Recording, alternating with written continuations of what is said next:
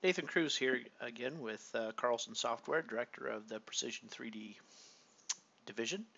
And I'm going to show you analyzing our introduction storm events and a few of the pipes that we created against multiple storm events. So here we just did a 25-year analysis, and we have pipe sizes, obviously, that were generated 18 inch and so forth. So one of the really powerful things that P3D can do for you is that we support multiple storm events, and based on those storm events, we will reanalyze all of the pipes and structures that you have in this particular scenario. And you might think, well, you know, I like the 18-inch pipe, but what would happen with a different storm event if that were to happen? So we have a nice tool. We're able to lock. It's called lock dimensions. And so what we're going to do is we're going to lock the dimensions of these pipes. And what the lock dimensions is essentially locking the diameter. It's saying don't modify the pipe diameter. So you notice down on the that we have a lock symbol that's showing that the diameter is locked. And what I'm going to do is I'm going to add another storm event. And you notice that now this is the active storm event that you can still see the pipe, but you can't see any of the ponds or anything else, because all those pond levels and watersheds that were calculated were calculated based on the other storm event. And in this case, what I'm going to do is I'm still going to use a type 24 or a type 2 24-hour storm. I'm going to use a slightly different curve number, and I'm going to modify the return period. So in this case, let's go all the way to a 100-year storm. And we just right-click and we calculate the storm event. And so what this really allows you to do is it will recalculate the headwater and all of the properties for the pipe while maintaining the diameter of the pipe. So even, and you'll notice that when the pipe is locked, we go into calculate headwater mode. So that means we hold the pipe diameter fixed, and we recalculate the headwater, because that's really what you want to know. So in a 100-year storm, if that were to happen, what would the behavior be like on this culvert? And so here we can tooltip over this area, and we notice that we're in pond 7, and that it's got only 1,200 cubic feet of water, so that's really a pretty small one. But if you remember from the last video, we had some ponds that were considerably larger over here. And one thing that stands out, so this headwater is still nice and small, and it's dealing with the water pretty good. We get a lot more tailwater. We only had about 2,500 cubic feet in the 25-year storm. You notice that now we have about 5,500 in the tooltip. So the tooltip here, 5,500 in the tailwater volume. And that's cumulative. So every pipe that drains into this is basically additive. And one thing that stands out with this 100-year storm is that this tailwater is no longer in this nice little small condition with this particular pipe. So let's highlight that pipe. That was a 24-inch pipe. We were happy with that. The discharge has gone way up on this guy, and essentially it's now filling up. It's maxing out to the maximum headwater of this event. And so what that tells me is that in a 100-year storm, this particular pipe is not going to control the water nearly as well. So depending on your requirements, if you have to design with a 100-year storm, then in this case, the decision to allow utilities to be built in this area. So we can quickly go back to the previous storm event and show those results just by double-clicking on the storm event.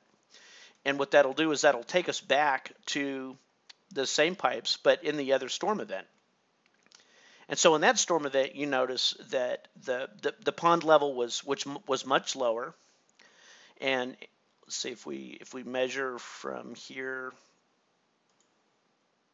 to out here, it's about 15 foot of difference, right? So that's definitely wide enough for a utility corridor, and certainly enough for walkways, greenways, and things like that.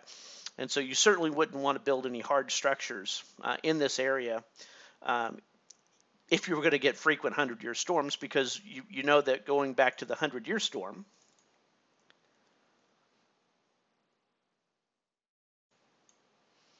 you're basically going to flood. So that when the yellow is coincident with the blue pond and the magenta, it's a little hard to make out. But again, it is absolutely filled up in this case. And by the way, it's really easy to rename these storm events. So in this storm event, we made this. This was the 100-year, and we had the CN of 75 just for the name, because in the reports it'll come out this way. We could rename this storm event. That was the 25-year, and that was a CN of 65. So by doing that, it just allows us to keep track of things much better. We can also rename the pipes to whatever that you may want to name them to. Culvert pipe 1, 2, and 3 works for me. But again, you could rename them anything. They can contain spaces and commas. And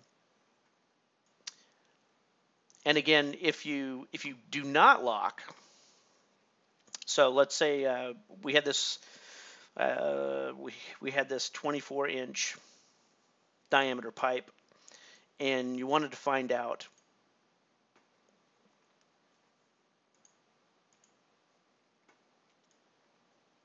what that size might actually be. All you have to do is unlock the dimension and put the pipe calculation mode back into pipe size, and watch the 24-inch. Now we're to 30-inch. Okay, so the 30-inch, well, it still fits in here pretty well. Looks like I'm not sure if we have enough ground clearance, but we could check that in the on the CAD side as well.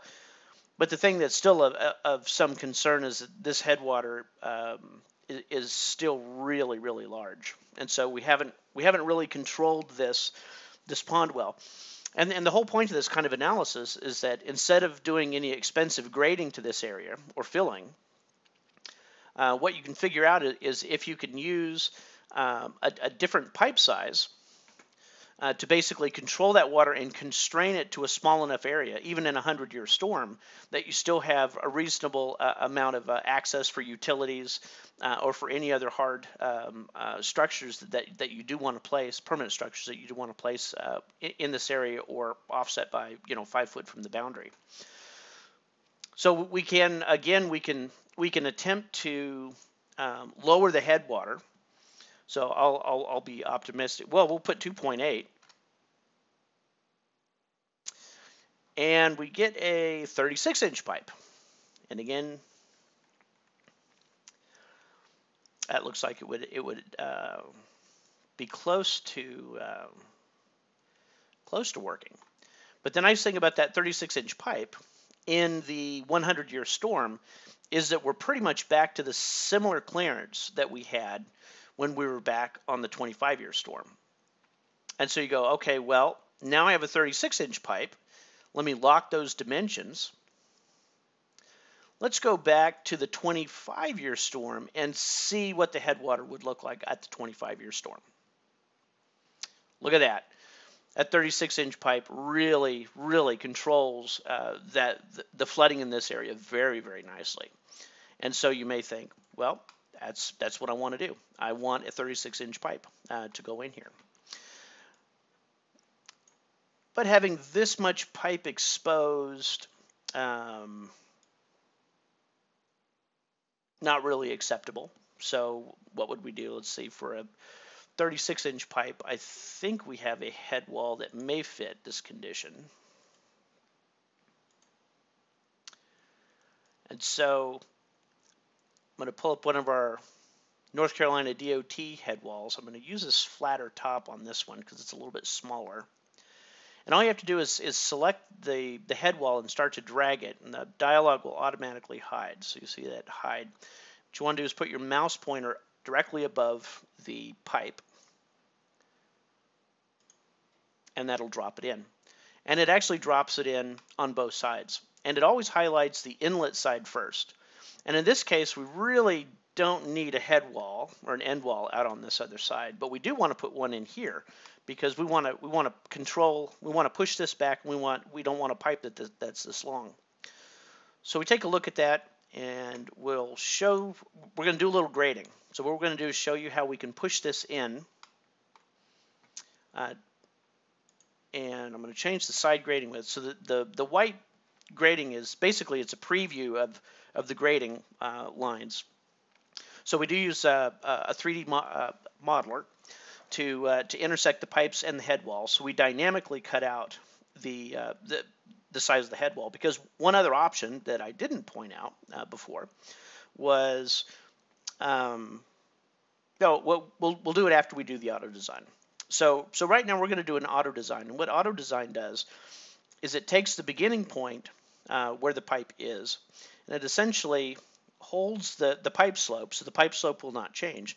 It's going to push that head wall back. It's going to push the head wall back until it has a freeboard of 6 inches, which is basically 6 inches to the top of the back of the head wall. And we're going to go ahead and select the action commands, which would show up on the bottom, and we're going to auto design that. So you're going to watch the head wall get sucked back into the ground, and then we're going to actually carve out the DTM and give you an appropriate solution, right? So that it's cup shaped, so it'll make sure that the water will flow into this head wall. And that's actually a really nice fit. And you think, well, let's see, 36-inch pipe, you know, I might be able to get away with something a little bit different here. So what would happen if we decided that we wanted to add a barrel? This head wall is pretty good size, so we could add a barrel. So what happens when you add a barrel? Well, you notice it's locked, and so adding a barrel added 2 36-inch, and you could see that because we're using the solid model, we're able to dynamically cut these holes out for you. And what you're seeing is this is essentially not a buildable solution. So what is the appropriate thing to do in the case of 2 barrels? Well, what we would want to do is unlock the pipe dimension. Okay, and we're going to put this back into calculate pipe size mode. Make it really big, really small. And then what we're going to do is we're going to add 2 barrels.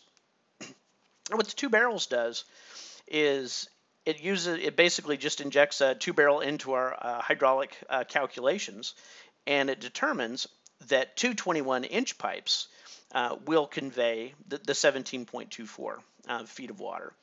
And let's see what sort of headwater is produced. That's a little bit more than we were wanting to see, because we're still on our 25-year storm. So more than likely what we would probably want to do is attempt, I'm not sure that we can actually go down any farther, but we can give it a shot and try to increase that size just a little bit. So we're still at dual 21-inch, and the headwater is still, you know, it's probably still acceptable, but in the 100-year storm, I have a feeling it would not be. So one thing that we can do is we can put this into calculate headwater mode. And what this does is this now allows us to control the diameter of the 2 pipes and then recalculate the headwater. So if we want to allow less head, then what we would do is we would shrink our pipes down. So let's say we want to do, and conversely, if we wanted to make sure that we had a lower headwater, we could bump that pipe size up. So if you knew that you could tolerate 24-inch pipes in this scenario, and we can and these are actually modeled from NCDOT specifications. And in this case, you could see that this is still buildable. We might have a little bit more padding in between here than we probably really need. So one of the things that we can do is re-highlight the pipe, And you notice the head wall is actually a child of the pipe, so it understands that it's being controlled by the pipe. We have this thing called barrel padding, and it's set at 6 inches right now. So we could change it to something slightly smaller.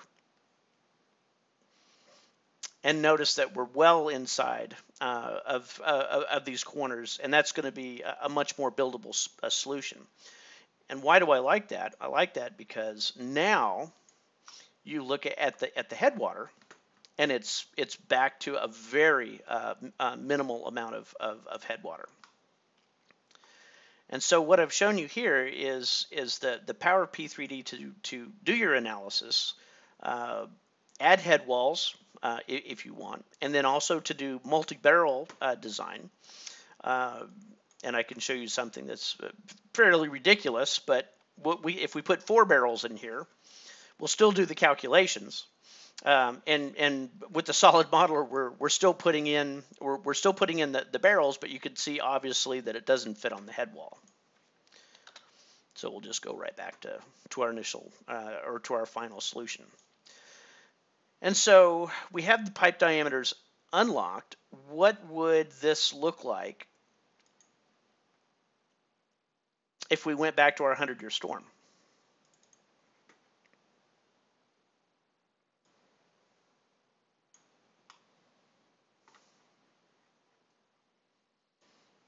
So even at a 100-year storm, we can see that we're still containing the water, and even in this scenario, we're really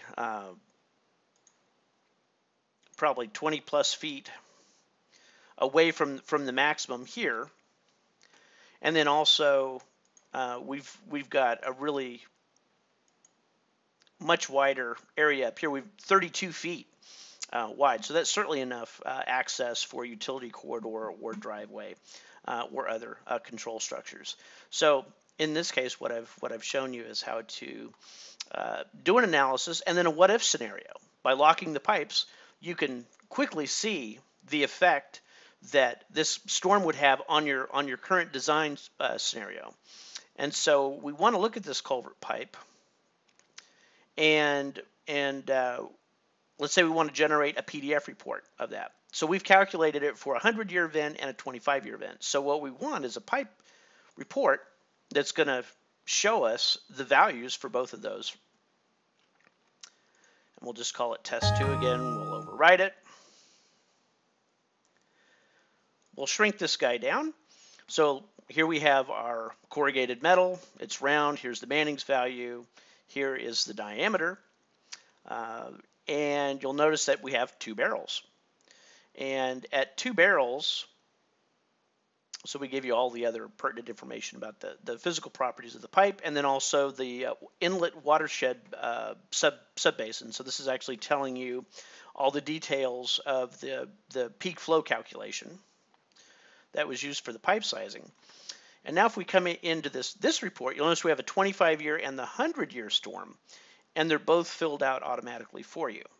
So here you get both results for either the rainfall inches or intensity that were used to calculate the storm, the discharge amounts that you got, the headwater elevations for both of these guys, and the outlet velocities. So if the downstream is a concern and you need to probably get these velocities down just a smidge, that's a bit high.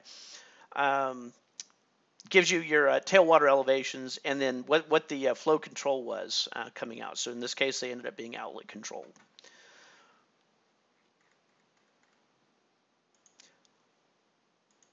So that is a quick walkthrough of doing a more advanced analysis and multi-storm analysis based on pipe design, and then an introduction into our more complex solid modeling, multi-barrel, and actually user customizable head wall solution that we have.